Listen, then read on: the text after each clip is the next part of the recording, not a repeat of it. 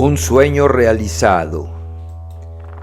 La broma la había inventado Blanes. Venía a mi despacho en los tiempos en que yo tenía despacho y al café cuando las cosas iban mal y había dejado de tenerlo, y parado sobre la alfombra con un puño apoyado sobre el escritorio, la corbata de lindos colores sujeta a la camisa con un broche de oro y aquella cabeza, cuadrada, afeitada, con ojos oscuros que no podían sostener la atención más de un minuto y se aflojaban enseguida como si Blanes estuviera a punto de dormirse o recordara algún momento limpio y sentimental de su vida que, desde luego, nunca había podido tener.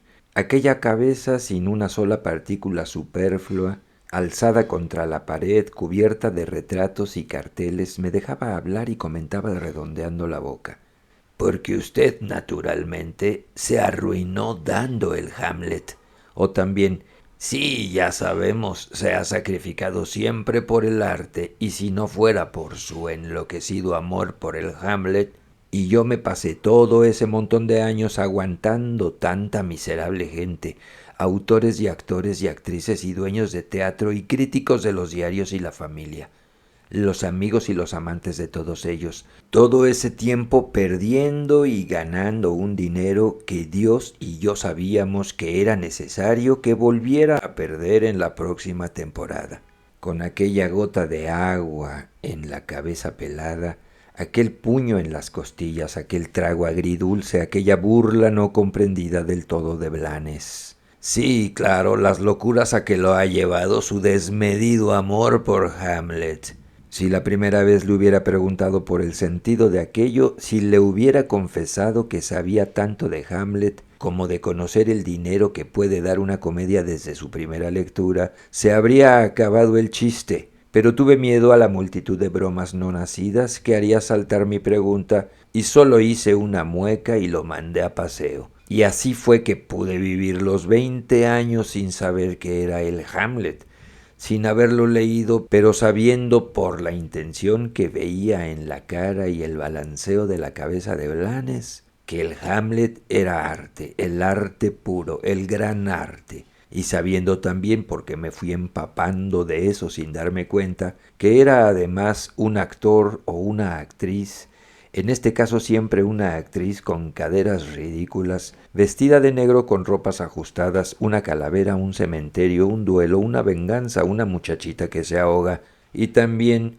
William Shakespeare. Por eso cuando ahora, solo ahora, con una peluca rubia peinada al medio que prefiero no sacarme para dormir, una dentadura que nunca logró venirme bien del todo y que me hace silbar y hablar con mimo, que encontré en la biblioteca de ese asilo para gente de teatro arruinada, al que dan un nombre más presentable, aquel libro tan pequeño encuadernado en azul oscuro, donde había unas hundidas letras doradas que decían Hamlet. Me senté en un sillón sin abrir el libro, resuelto a no abrir nunca el libro y a no leer una sola línea, pensando en Blanes, en que así me vengaba de su broma, y en la noche en que Blanes fue a encontrarme en el hotel de alguna capital de provincia y, después de dejarme hablar, fumando y mirando el techo y la gente que entraba en el salón, hizo sobresalir los labios para decirme, delante de la pobre loca, y pensar, un tipo como usted que se arruinó por el Hamlet.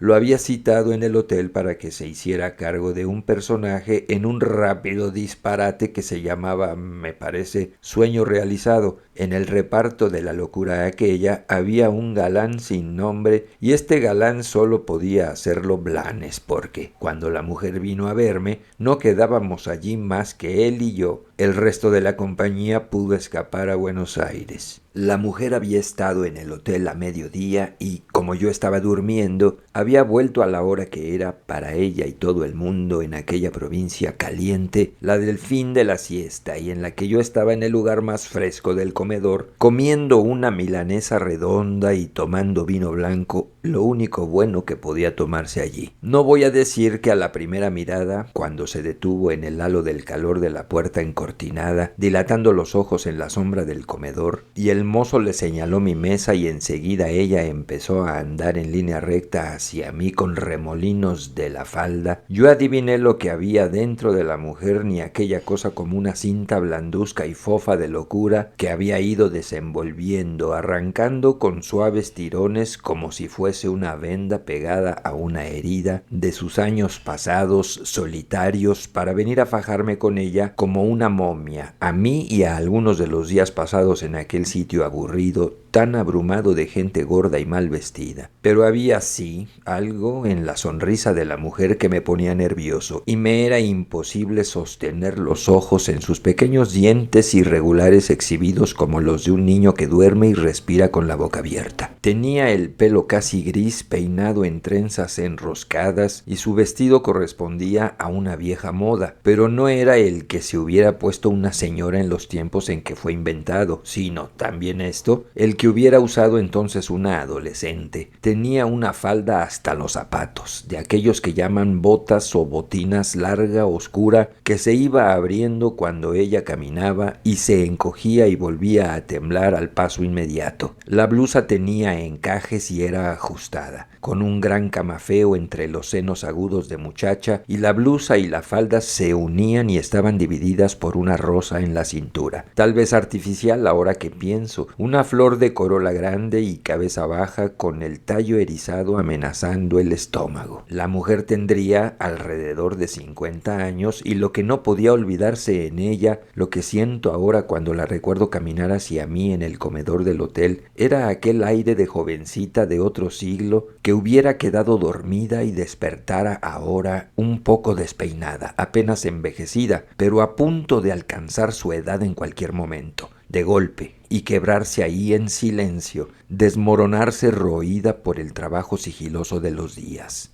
Y la sonrisa era mala de mirar porque uno pensaba que frente a la ignorancia que mostraba la mujer del peligro de envejecimiento y muerte repentina en cuyos bordes estaba, aquella sonrisa sabía, o por lo menos los descubiertos dientecillos presentían el repugnante fracaso que los amenazaba. Todo aquello estaba ahora de pie en la penumbra del comedor y torpemente puse los cubiertos al lado del plato y me levanté. ¿Usted es el señor Langman, el empresario del teatro? Incliné la cabeza sonriendo y la invité a sentarse. No quiso tomar nada. Separados por la mesa, le miré con disimulo la boca con su forma intacta y su poca pintura. Allí justamente en el centro donde la voz un poco española había canturreado al deslizarse entre los filos desparejos de la dentadura. De los ojos pequeños y quietos, esforzados en agrandarse, no pude sacar nada. Había que esperar que hablara y pensé, cualquier forma de mujer y de existencia que evocaran sus palabras iban a quedar bien con su curioso aspecto y el curioso aspecto iba a desvanecerse. Quería verlo por una presentación. Quiero decir que tengo una obra de teatro. Todo indicaba que iba a seguir, pero se detuvo y esperó mi respuesta. Me entregó la palabra con un silencio irresistible, sonriendo. Estaba tranquila, las manos enlazadas en la falda. Aparté el plato con la milanesa a medio comer y pedí café. Le ofrecí cigarrillos y ella movió la cabeza, alargó un poco la sonrisa, lo que quería decir que no fumaba. Encendí el mío y empecé a hablarle, buscando sacármela de encima sin violencias, pero pronto y para siempre, aunque con un estilo cauteloso que me era impuesto no sé por qué. Señora, es una verdadera lástima. Usted nunca ha estrenado, ¿verdad? Naturalmente. ¿Y cómo se llama su obra? No tiene nombre, contestó. Es tan difícil de explicar. No es lo que usted piensa. Claro, se le puede poner un título, se le puede llamar El sueño realizado, un sueño realizado. Comprendí ya sin dudas que estaba loca y me sentí más cómodo. Bien, un sueño realizado. No está mal el nombre. Siempre he tenido interés, digamos personal, desinteresado en otro sentido, en ayudar a los que empiezan, dar nuevos valores al teatro nacional, aunque es innecesario decirle que no son agradecimientos lo que se cosecha, señora. Hay muchos que me deben a mí el primer paso, señora, muchos que hoy cobran derechos increíbles en la calle Corrientes y se llevan los premios anuales. Ya no se acuerdan de cuando venían casi a suplicarme. Hasta el mozo del comedor podía comprender, desde el rincón junto a la heladera donde se espantaban las moscas y el calor con la servilleta, que aquel bicho raro no le importaba ni una sílaba de lo que yo decía. Le eché una última mirada con un solo ojo desde el calor del pocillo de café y le dije: en fin, señora, usted debe saber que la temporada aquí ha sido un fracaso. Hemos tenido que interrumpirla y me he quedado solo por algunos asuntos personales. Pero ya la semana que viene me iré yo también a Buenos Aires. Me he equivocado una vez más. ¿Qué vamos a hacer? Este ambiente no está preparado y a pesar de que me resigné a hacer una temporada con sainetes y cosas así, ya ve cómo me ha ido. De manera que, ahora que podemos hacer una cosa, señora, si usted puede facilitarme una copia de su obra, yo veré si en Buenos Aires son 3 actos. Tuvo que contestar, pero solo porque yo, devolviéndole el juego, me callé y había quedado inclinado hacia ella, rascando con la punta del cigarrillo en el cenicero. Parpadeó. ¿Qué? Su obra, señora, un sueño realizado. 3 actos? No, no son actos. O cuadros. Se extiende ahora la costumbre de: no tengo ninguna copia, no es una cosa que yo haya escrito. Seguía diciéndome ella. Era el momento de escapar. Le dejaré mi dirección de Buenos Aires y cuando usted la tenga escrita. Vi que se iba encogiendo, encorvando el cuerpo, pero la cabeza se levantó con la sonrisa fija. Esperé, seguro de que iba a irse, pero un instante después ella hizo un movimiento con la mano frente a la cara y siguió hablando. No, es todo distinto a lo que piensa. Es un momento, una escena se puede decir, y allí no pasa nada. Como si nosotros representáramos esta escena en el comedor y yo me fuera y ya no pasara nada más. No, contestó, no es cuestión de argumento.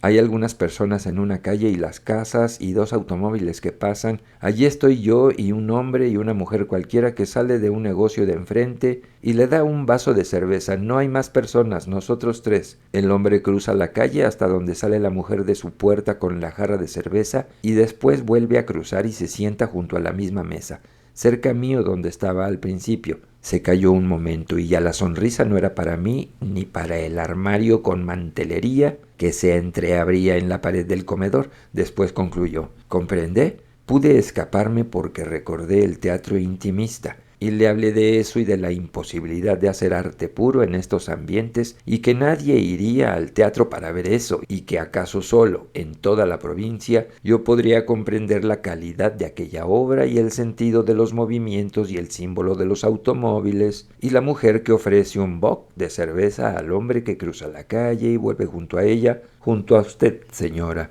Ella me miró y tenía en la cara algo parecido a lo que había en la de Blanes cuando se veía en la necesidad de pedirme dinero y me hablaba de Hamlet, un poco de lástima y todo el resto de burla y antipatía. No es nada de eso, señor Langman, me dijo.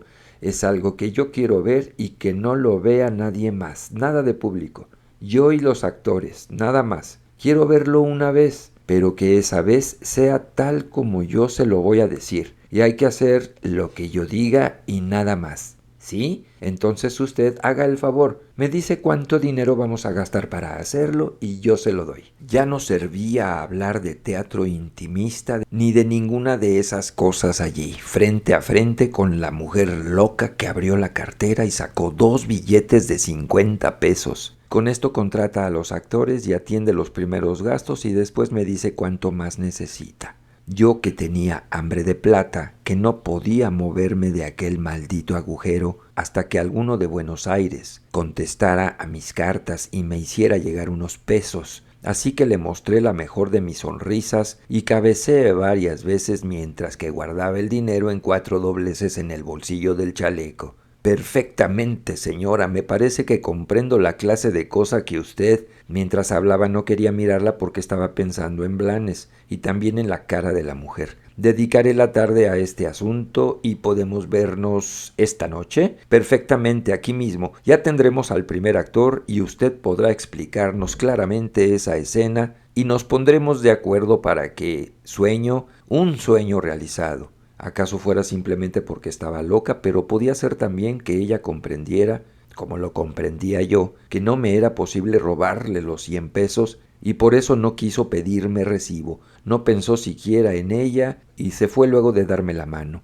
con un cuarto de vuelta de la falda en sentido inverso a cada paso, saliendo erguida de la media luz del comedor para ir a meterse en el calor de la calle, como volviendo a la temperatura de la siesta que había durado un montón de años y donde había conservado aquella juventud impura que estaba siempre a punto de deshacerse podrida. Pude dar con Blanes en una pieza desordenada y oscura, con paredes de ladrillos mal cubiertos detrás de plantas esteras verdes, detrás del calor húmedo del atardecer. Los 100 pesos seguían en el bolsillo de mi chaleco y hasta no encontrar a Blanes, hasta no conseguir que me ayudara a dar a la mujer loca lo que ella pedía a cambio de su dinero, no me era posible gastar un centavo. Lo hice despertar y esperé con paciencia que se bañara, se afeitara, volviera a acostarse, se levantara nuevamente para tomar un vaso de leche, lo que significaba que había estado borracho el día anterior, y otra vez en la cama encendiera un cigarrillo,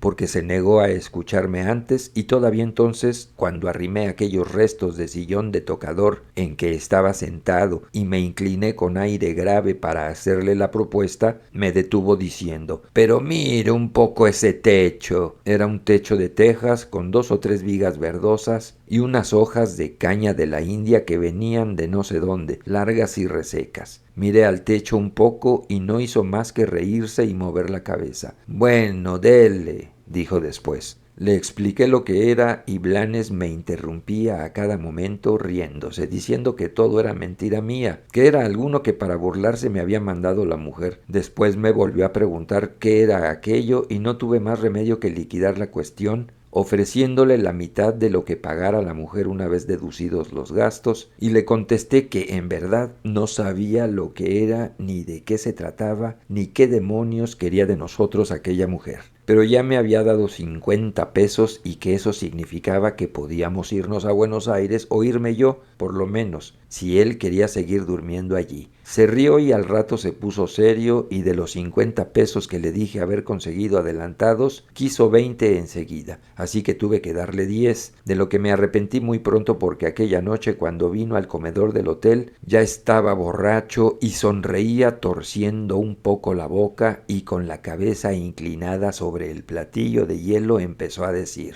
«Usted no escarmienta. El mecenas de la calle Corrientes y toda calle del mundo donde una ráfaga de arte, un hombre que se arruinó 100 veces por el Hamlet, va a jugarse desinteresadamente por un genio ignorado y con corsé». Pero cuando vino ella, cuando la mujer salió de mis espaldas vestida totalmente de negro, con velo, un paraguas diminuto colgando de la muñeca y un reloj con cadena del cuello, y me saludó y extendió la mano a Blanes con la sonrisa aquella, un poco apaciguada en la luz artificial, él dejó de molestarme y solo dijo: «En fin, señora, los dioses la han guiado hasta Langman, un hombre que ha sacrificado cientos de miles por dar correctamente el Hamlet». Entonces pareció que ella se burlaba mirando un poco a uno y un poco a otro. Después se puso grave y dijo que tenía prisa, que nos explicaría el asunto de manera que no quedara lugar para la más chica duda y que volvería solamente cuando todo estuviera pronto. Bajo la luz suave y limpia, la cara de la mujer y también lo que brillaba en su cuerpo, zonas del vestido, las uñas en la mano sin guante, el mango del paraguas, el reloj con su cadena, parecían volver a ser ellos mismos, liberados de la tortura del día luminoso. Y yo tomé de inmediato una relativa confianza y en toda la noche no volví a pensar que ella estaba loca. Olvidé que había algo con olor a estafa en todo aquello y una sensación de negocio normal y frecuente pudo dejarme enteramente tranquilo. Aunque yo no tenía que molestarme por nada ya que estaba allí Blanes, correcto, bebiendo siempre, conversando con ella como si se hubiera encontrado ya 2 o 3 veces, ofreciéndole un vaso de whisky, que ella cambió por una taza de tilo, de modo que lo que tenía que contarme a mí se lo fue diciendo a él, y yo no quise oponerme porque Blanes era el primer actor, y cuanto más llegara a entender de la obra, mejor saldrían las cosas. Lo que la mujer quería que representáramos para ella era esto. A Blanes se lo dijo con otra voz y aunque no lo mirara, aunque al hablar de eso bajara los ojos, yo sentía que lo contaba ahora de un modo personal, como si confesara alguna cosa cualquiera íntima de su vida y que a mí me lo había dicho como el que cuenta esa misma cosa en una oficina. Por ejemplo, para pedir un pasaporte o una cosa así. En la escena hay casas y aceras, pero todo confuso, como si se tratara de una ciudad y hubieran amontonado todo eso para dar una impresión de una gran ciudad. Yo salgo, la mujer que voy a representar yo sale de una casa y se sienta en el cordón de la acera, junto a una mesa verde. Junto a la mesa está sentado un hombre en un banco de cocina. Ese es el personaje suyo. Tiene puesta una tricota y gorra. En la acera de enfrente hay una verdulería con cajones de tomate en la puerta. Entonces aparece un automóvil que cruza la escena y el hombre, usted, se levanta para atravesar la calle y yo me asusto pensando que el coche lo atropella, pero usted pasa antes que el vehículo y llega a la acera de enfrente en el momento que sale una mujer vestida con traje de paseo y un vaso de cerveza en la mano. Usted lo toma de un trago y vuelve enseguida que pasa un automóvil, ahora de abajo para arriba, a toda velocidad, y usted vuelve a pasar con el tiempo justo y se sienta en el banco de cocina. Entre tanto, yo estoy acostada en la acera como si fuera una chica, y usted se inclina un poco para acariciarme la cabeza. La cosa era fácil de hacer, pero le dije que el inconveniente estaba, ahora que lo pensaba mejor, en que aquel tercer personaje que salía de su casa a paseo con el vaso de cerveza, jarro, me dijo ella, es un jarro de barro con asa y tapa. Entonces Blanes asintió con la cabeza y le dijo, claro, con algún dibujo además, pintado. Ella dijo que sí y parecía que aquella cosa dicha por Blanes la había dejado muy contenta, feliz, con esa cara de felicidad que solo una mujer puede tener y que me da ganas de cerrar los ojos para no verla cuando se me presenta, como si la buena educación ordenara hacer eso. Volvimos a hablar de la otra mujer y Blanes terminó por estirar la mano diciendo que ya tenía lo que necesitaba y que no nos preocupáramos más. Tuve que pensar que la locura de la loca era contagiosa porque cuando le pregunté a Blanes con qué actriz contaba para aquel papel, me dijo que con la Rivas. Y aunque yo no conocía a ninguna con ese nombre, no quise decir nada porque Blanes me estaba mirando furioso. Así que todo quedó arreglado. Lo arreglaron ellos dos y yo no tuve que pensar para nada en la escena. Me fui enseguida a buscar al dueño del teatro y lo alquilé por 2 días pagando el precio de uno, pero dándole mi palabra de que no entraría nadie más que los actores. Al día siguiente conseguí un hombre que entendía de instalaciones eléctricas y por un jornal de 6 pesos me ayudó también a mover y repintar un poco los bastidores. A la noche, después de trabajar cerca de 15 horas, todo estuvo pronto y sudando, y en mangas de camisa me puse a comer sándwiches con cerveza mientras oía sin hacer caso historias de pueblo que el hombre me contaba. El hombre hizo una pausa y después dijo, hoy vi a su amigo bien acompañado, esta tarde con aquella señora que estuvo en el hotel anoche con ustedes. Aquí todo se sabe. Ella no es de aquí. Dicen que viene los veranos. No me gusta meterme, pero los vi entrar en un hotel. Sí, qué gracia. Es cierto que usted también vive en un hotel, pero el hotel donde entraron esta tarde era distinto. De esos, ¿eh? Cuando al rato llegó Blanes, le dije que lo único que faltaba era la famosa actriz Rivas y arreglar el asunto de los automóviles porque solo se había podido conseguir uno, que era del hombre que me había estado ayudando y lo alquilaría por unos pesos, además de manejarlo él mismo. Pero yo tenía mi idea de solucionar aquello porque como el coche era un cascajo con capota, bastaba hacer que pasara primero con la capota baja y después alzada o al revés. Blanes no me contestó nada porque estaba completamente borracho, sin que me fuera posible adivinar de dónde había conseguido dinero. Después se me ocurrió que acaso hubiera tenido el cinismo de recibir directamente dinero de la pobre mujer. Esa idea me envenenó y seguía comiendo los sándwiches en silencio mientras él, borracho y canturreando, recorría el escenario, se iba colocando en posiciones de fotógrafo, de espía, de boxeador, de jugador de rugby, sin dejar de canturrear con el sombrero caído sobre la nuca y mirando a todos lados, desde todos los lados, rebuscando vaya a saber el diablo qué cosa. Como a cada momento me convencía más de que se había emborrachado con dinero robado, casi, a aquella pobre mujer enferma, no quería hablarle y cuando acabé de comer los sándwiches, mandé al hombre que me trajera media docena más y una botella de cerveza. A todo esto, Blanes se había cansado de hacer piruetas.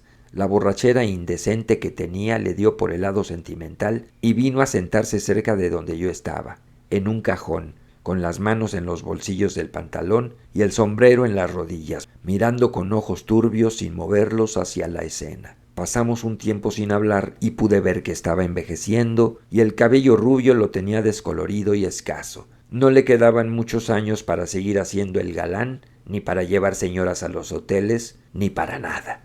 Yo tampoco perdí el tiempo, dijo de golpe. Sí, me lo imagino, contesté sin interés. Sonrió, se puso serio, se encajó el sombrero y volvió a levantarse. Me siguió hablando mientras iba y venía, como me había visto hacer tantas veces en el despacho, todo lleno de fotos dedicadas, dictando una carta a la muchacha. Anduve averiguando de la mujer, dijo. Parece que la familia o ella misma tuvo dinero y después ella tuvo que trabajar de maestra. Pero nadie dice que esté loca, que siempre fue un poco rara, sí, pero no loca. No sé por qué le vengo a hablar a usted, oh padre adoptivo del triste Hamlet, con la trompa untada de manteca de sándwich, hablarle de esto. Por lo menos, le dije tranquilamente, no me meto a espiar en vidas ajenas, ni a dármelas de conquistador con mujeres un poco raras. Me limpié la boca con el pañuelo y me di vuelta para mirarlo con cara aburrida. Y tampoco me emborracho vaya a saber con qué dinero. Él se estuvo con las manos en los riñones, de pie, mirándome a su vez, pensativo, y seguía diciéndome cosas desagradables. Pero cualquiera se daba cuenta de que estaba pensando en la mujer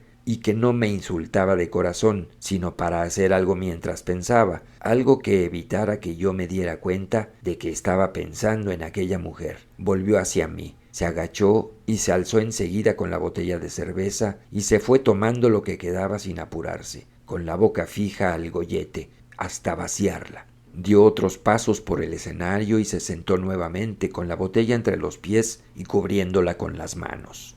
Pero yo le hablé y me estuvo diciendo, dijo. Quería saber qué era todo esto, porque no sé si usted comprende que no se trata solo de meterse la plata en el bolsillo. Yo le pregunté qué era esto que íbamos a representar y entonces supe que estaba loca. ¿Le interesa saber? Todo es un sueño que tuvo, ¿entiende? Pero la mayor locura está en que ella dice que ese sueño no tiene ningún significado para ella, que no conoce al hombre que estaba sentado en tricota azul, ni a la mujer de la jarra, ni vivió tampoco en una calle parecida a este ridículo mamarracho que hizo usted. ¿Y por qué entonces? Dice que mientras dormía y soñaba eso, era feliz. Pero no es feliz la palabra, sino otra clase de cosa, así que quiere verlo todo nuevamente, y aunque es una locura, tiene su cosa razonable. Y también me gusta que no haya ninguna vulgaridad de amor en todo esto. Cuando nos fuimos a acostar, a cada momento se entreparaba en la calle, había un cielo azul y mucho calor, para agarrarme de los hombros y las solapas y preguntarme si yo entendía no sé qué cosa, algo que él no debía entender tampoco muy bien porque nunca acababa de explicarlo. La mujer llegó al teatro a las 10 en punto y traía el mismo traje negro de la otra noche, con la cadena y el reloj, lo que me pareció mal para aquella calle de barrio pobre que había en escena y para tirarse en el cordón de la acera mientras Blanes le acariciaba el pelo, pero tanto daba. El teatro estaba vacío, no estaba en la platea más que Blanes, siempre borracho, fumando, vestido con una tricota azul y una gorra gris doblada sobre una oreja. Había venido temprano, acompañado de una muchacha que era quien tenía que asomar en la puerta de al lado de la verdulería a darle su jarrita de cerveza, una muchacha que no encajaba ella tampoco en el tipo de personaje, el tipo que me imaginaba yo, claro, porque sepa el diablo cómo era en realidad, una triste y flaca muchacha mal vestida y pintada que Blanes se había traído de cualquier cafetín, sacándola de andar en la calle por una noche y empleando un cuento absurdo para traerla, era indudable. porque ella se puso a andar con aires de primera actriz y al verla estirar el vaso con la jarrita de cerveza daban ganas de llorar o de echarla empujones. La otra, la loca, vestida de negro, en cuanto llegó se estuvo un rato mirando el escenario con las manos juntas frente al cuerpo y me pareció que era enormemente alta, mucho más alta y flaca de lo que yo había creído hasta entonces. Después, sin decir palabra a nadie, teniendo siempre, aunque más débil, aquella sonrisa de enfermo que me erizaba los nervios, cruzó la escena y se escondió detrás del bastidor por donde debía salir.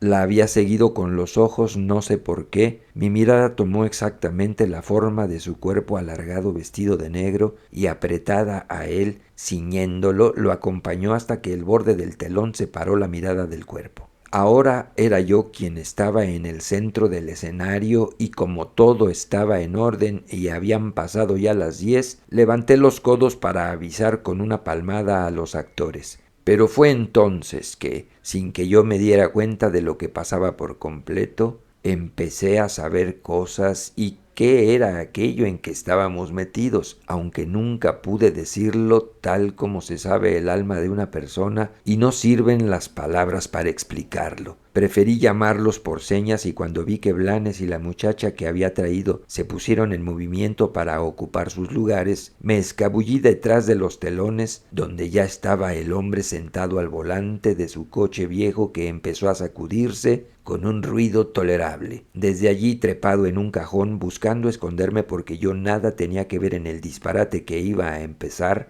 vi cómo ella salía de la puerta de la casucha, moviendo el cuerpo como una muchacha, el pelo espeso y casi gris suelto a la espalda, anudado sobre los omóplatos con una cinta clara. Daba unos largos pasos que eran sin duda de la muchacha que acababa de preparar la mesa y se asomaba un momento a la calle para ver caer la tarde y estarse quieta sin pensar en nada. Vi cómo se sentaba cerca del banco de Blanes y sostenía la cabeza con una mano, afirmando el codo en las rodillas, dejando descansar las yemas sobre los labios entreabiertos y la cara vuelta hacia un sitio lejano que estaba más allá de mí mismo, más allá también de la pared que yo tenía a mi espalda. Vi cómo Blanes se levantaba para cruzar la calle y lo hacía matemáticamente antes que el automóvil, que pasó echando humo con su capota alta y desapareció enseguida. Vi cómo el brazo de Blanes y el de la mujer que vivía en la casa de enfrente se unían por medio de la jarrita de cerveza y cómo el hombre bebía de un trago y dejaba el recipiente en la mano de la mujer que se hundía nuevamente, lenta y sin ruido en su portal. Vi otra vez al hombre de la tricota azul cruzar la calle un instante antes de que pasara un rápido automóvil de capota baja que terminó su carrera junto a mí, apagando enseguida su motor, y mientras se desgarraba el humo azuloso de la máquina, divisé a la muchacha del cordón de la acera que bostezaba y terminaba por echarse a lo largo en las baldosas, la cabeza sobre el brazo que escondía el pelo y una pierna encogida. El hombre de la tricota y la gorra se inclinó entonces y acarició la cabeza de la muchacha. Comenzó a acariciarla y la mano iba y venía, se enredaba en el pelo, estiraba la palma por la frente, apretaba la cinta clara del peinado, volvía a repetir sus caricias. Bajé del banco suspirando más tranquilo y avancé en puntas de pie por el escenario. El hombre del automóvil me siguió, sonriendo, intimidado, y la muchacha flaca que se había traído Blanes volvió a salir de su zaguán para unirse a nosotros. Me hizo una pregunta corta, una sola palabra sobre aquello, y yo contesté sin dejar de mirar a Blanes y a la mujer echada. La mano de Blanes, que seguía acariciando la frente y la cabellera desparramada de la mujer sin cansarse, sin darse cuenta de que la escena había concluido y de que aquella última cosa, la caricia en el pelo de la mujer, no podía continuar siempre. Con el cuerpo inclinado, Blanes acariciaba la cabeza de la mujer, alargaba el brazo para recorrer con los dedos la extensión de la cabellera gris, desde la frente hasta los bordes que se abrían sobre el hombro y la espalda de la mujer acostada en el piso. El hombre del automóvil seguía sonriendo, tosió y escupió a un lado. La muchacha que había dado el jarro de cerveza a Blanes empezó a caminar hacia el sitio donde estaba la mujer y el hombre inclinado acariciándola.